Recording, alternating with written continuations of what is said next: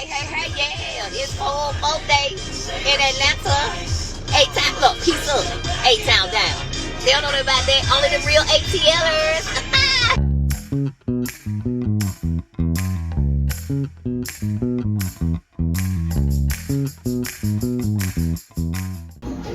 Your groomsman now from Tay Cuts. I'm jamming too. New edition. Is it is you love? You know I know better. In March 2019, Volanta Lejuan Walker was sentenced to 20 years in prison for aggravated assault, aggravated battery, and possession of a firearm by a convicted felon. The victim, his wife at the time, a woman named Regina, who barely survived. You know, it's Tay Cuts. I want my boy Jay over there. So what we doing, we just chilling in the barbershop today. By January 2022, he was free. 3 years served, 17 years forgiven, no GPS monitoring, no restrictions, just released back into Douglasville, Georgia. Welcome to Self-Care Sunday once again here at Groomsman Atlanta. I'm Tay. Man, it's gonna be an exciting day today at 4 o'clock. If you're able to come by at 6229 Babin Road at the barbershop we have at Groomsman Atlanta, y'all come on by, man. It's a lot of information gonna be given. October 2024. Volanta is married again. His new wife is 56-year-old Sabrina Walker. She'd been running her salon for 16 years.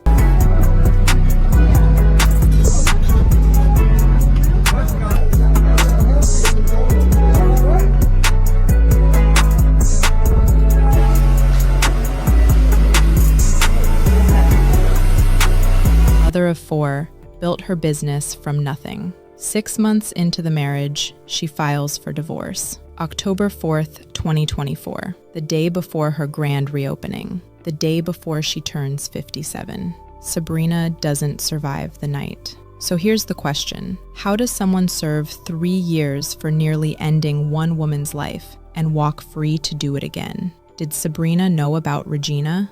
Before we get too deep, please remember to like, comment, and subscribe if you find value in these discussions. 2009, Sabrina Walker is working for the city of Douglasville. Steady paycheck, benefits, the kind of security most people want. But she's building something on the side, a salon on Fairburn Road. She calls it Shears in Motion, though it'll later be known as Fingers in Motion. She's funding it herself. No business loans, no investors. And she's raising 4 daughters while doing this. Ooh, I gotta get back. Jump back, snap back before July.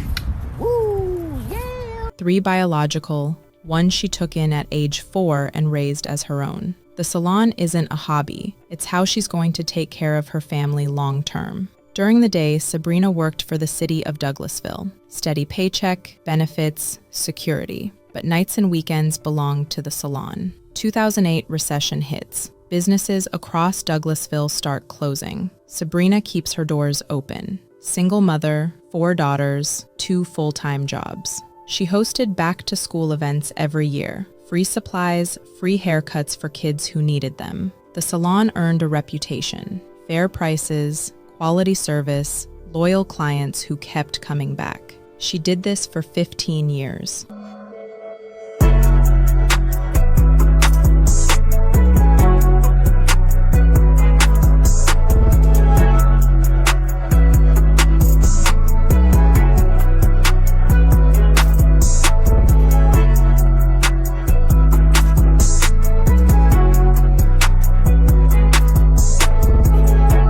By 2024, her daughters were in college or graduated. The business was still standing.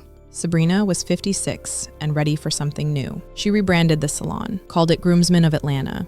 Renovations began. New booths installed, updated equipment brought in. The grand reopening was set for October 5th, 2024. Around this time, she met a man named Volanta Walker. Volanta Lejuan Walker. 51 years old, a barber working in Douglasville, registered sex offender, 13 arrests on his record. In 2019, he was sentenced to 20 years for aggravated assault, aggravated battery, and firearm possession. The victim was his wife at the time, Regina. He served 3 years. Released January 2022. By the time he and Sabrina crossed paths, Volanta was back in the barbering world. Same industry, same community. How they met exactly, we don't know, but sometime between late 2023 and early 2024, they got married. No wedding announcement, no social media posts, just a quiet union that would last 6 months. Volanta worked as a barber and ran side businesses, a podcast called Mind Motivation, beard care products, supplements. By 2024, Sabrina had a profitable salon she'd built over 16 years. Volanta had multiple ventures that hadn't made him financially stable. She owned her business, he was still hustling, and he had a criminal record. How much Sabrina knew about his past when they married is the question no one can answer for certain. The marriage lasted 6 months. Sabrina filed for divorce. According to friends, Volanta made his position clear. She couldn't leave. If he couldn't have her, no one would. The grand reopening was just days away. Before Sabrina, there was Regina, 2019, Volanta's wife at the time. An argument at their home turned violent. Regina ran upstairs and locked herself in a bedroom. Volanta fired a gun. Regina climbed out a second-floor window and hung from the ledge, 2 stories above concrete. She fell. Her face hit the pavement. Neighbors rushed outside. Volanta was standing over her, armed. A neighbor tried to intervene. Volanta turned the gun on her. Police arrived and arrested him. The charges? Aggravated assault, aggravated battery, possession of a firearm by a convicted felon. Volanta was already a felon and a registered sex offender. He wasn't supposed to have a gun. Regina survived with serious injuries. March 2019. Volanta was sentenced to 20 years, 7 to serve. Regina survived. Volanta went to prison. January 2022. He was released. 3 years served. 17 years forgiven. No GPS monitoring, no restrictions. By 2024, Volanta was back in the barbering world, and that's when he crossed paths with Sabrina. Sabrina promoted the grand reopening in a video that showed exactly who she was: excited, welcoming, proud. October 5th, grand reopening day. Also Sabrina's 57th birthday. 2 reasons to celebrate. She never made it to either. October 4th, 2024, the night before the grand reopening, the night before Sabrina turned 57. An argument broke out inside their home on Littlebrook Way. Sabrina's daughter Anisha was there. The situation escalated. Sabrina ran outside. Volanta followed her, armed. He fired shots in the front yard. Douglasville police arrived just before 9:30 p.m. Sabrina was in the yard. She had been shot. She didn't survive. Volanta was standing there, armed. Officers ordered him to drop the weapon. He refused. He pointed the gun at the officers. An officer fired. Volanta was hit and taken to the hospital under guard. He survived. Anisha was there when it happened. She later said, "The Georgia Bureau of Investigation took over the case. Standard procedure for officer-involved shootings. 2 investigations ran simultaneously, one for Sabrina's death, one for the shooting of Volanta by police. Investigators pulled his records. March 2019 conviction, aggravated assault, aggravated battery, possession of a firearm by a convicted felon.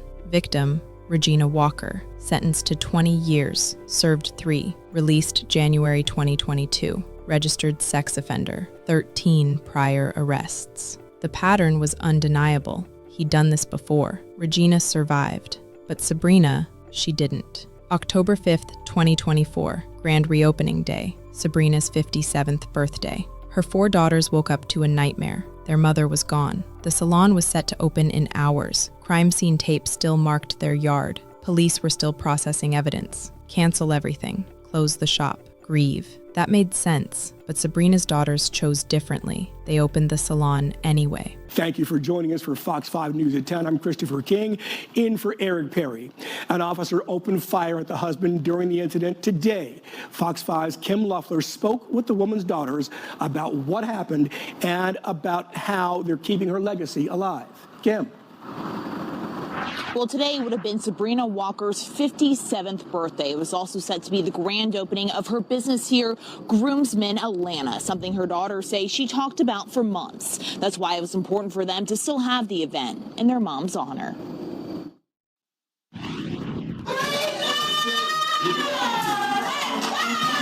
It was supposed to be a day of celebration, opening the doors of the new and improved Groomsmen Atlanta. But instead of celebrating alongside their mother, Sabrina Walker's daughters opened the doors without her. It feels like somebody is missing. It really feels like her presence needs to be here. Her bubbly, her running around talking to people, it doesn't feel right. It feels like she needs to be here. The GBI says Sabrina was shot and killed by her husband, Volanta Lejuan Walker, on Saturday night. Douglasville police responded to a 911 call about a domestic incident on Littlebrook Way just before 9:30. Investigators say the couple got into an argument when Volanta chased Sabrina outside and shot her. The GBI says when Volanta wouldn't comply with officers' commands to drop the gun and pointed at them, an officer shot him. Medics took him to a nearby hospital for treatment.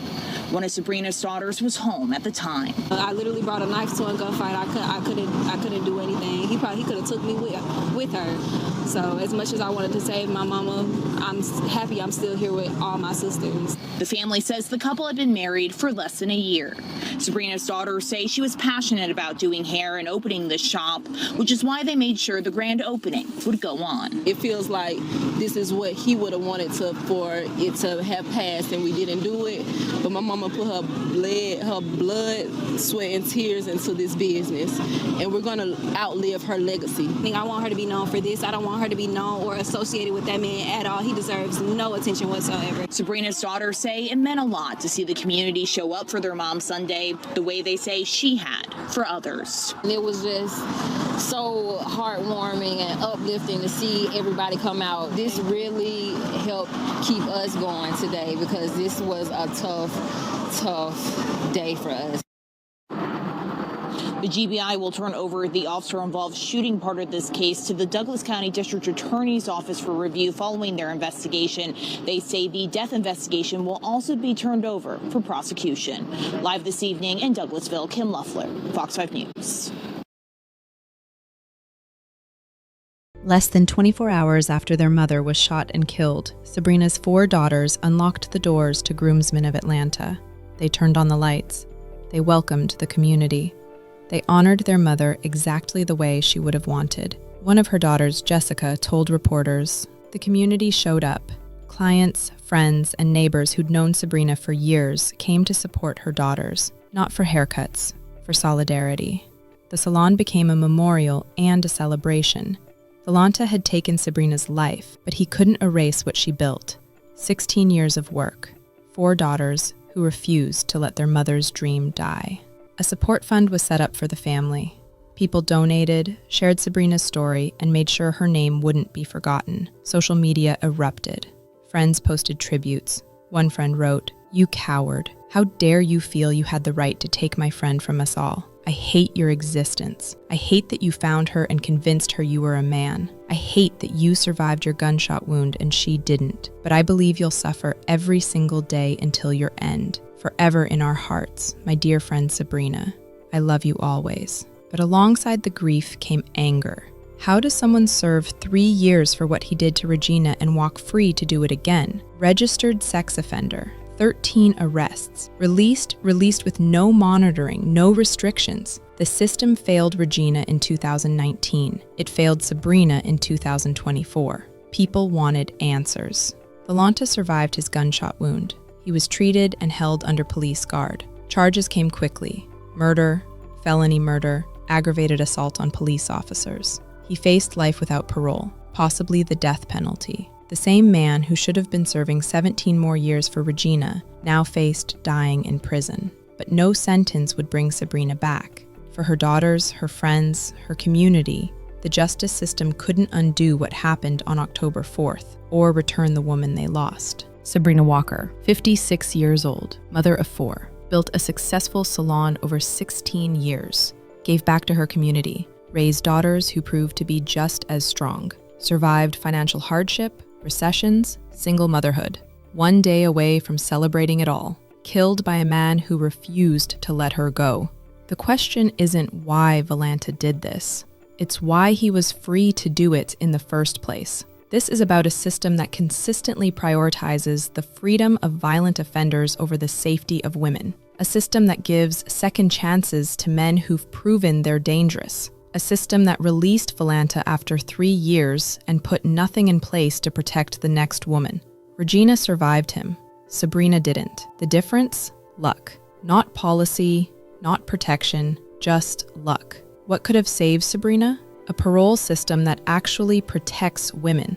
Violent offenders shouldn't be released without oversight. GPS monitoring should be standard, not optional. Supervision should be mandatory, not suggested. And the burden of proving change should be on the offender, not on the next woman he meets. Public record for domestic violence convictions. Sex offender registries exist. Domestic violence convictions should be just as accessible, searchable, public, no hiding. Real support for women leaving. Leaving is the most dangerous moment. Sabrina filed for divorce. Where was the system to help her leave safely? Restraining orders don't stop abusers. Women need safe housing, legal protection, financial support, and enforcement that works. Not paper, action. Parole board accountability. Release decisions that lead to violence should trigger mandatory review. What failed? Why? How do we prevent it next time? Not blame, learning, reform. But beyond policy, there are personal lessons. Warning signs everyone should recognize. If someone has a violent past, believe it. Violence against intimate partners doesn't fade, it escalates. A conviction for domestic violence isn't a red flag, it's a siren. If someone won't let you leave, get help now. If I can't have you, nobody will, isn't love. It's a threat. Believe it. Tell friends, family, law enforcement. Don't face this alone. Know who you're with. Background checks exist. Criminal records are public. Sex offender registries are searchable. Look into their history before you commit. Not paranoia. Protection. Trust your instincts. Something feels wrong? It is. Hiding the relationship? Making excuses? Afraid of their reaction? Listen to those warnings. Sabrina Walker deserved better. Protection from a system that freed a violent man. Her 57th birthday. Her grand reopening. Decades with her daughters. A full life. She got none of it. Her daughters carry on without her. Volanta took Sabrina's life. He didn't take her legacy. Not the 16 years she built her business. Not her impact on the community. Not her daughter's strength the next day. Not the people who keep her name alive. He couldn't destroy what she created. This is a call to action. Justice systems must protect women. Parole boards must prioritize safety. Communities must support women leaving. Individuals must recognize warning signs. Rest in peace, Sabrina Walker. Your daughters made sure your dream didn't die with you. Your community made sure your name wouldn't be forgotten. Your story matters, not because of how you died, but because of how you lived. I hope these stories help you recognize warning signs and encourage you to seek help or offer support before it's too late. I'll see you in the next episode of Crime of Passion. Thank you for watching. That's what you're supposed to do when you in that drill like that, cuz. That's what you're supposed to do when you in that drill like that. Ha! Come on, I want to get a picture of y'all too. Hey, come behind him. Y'all get behind him. Hey, y'all get behind him.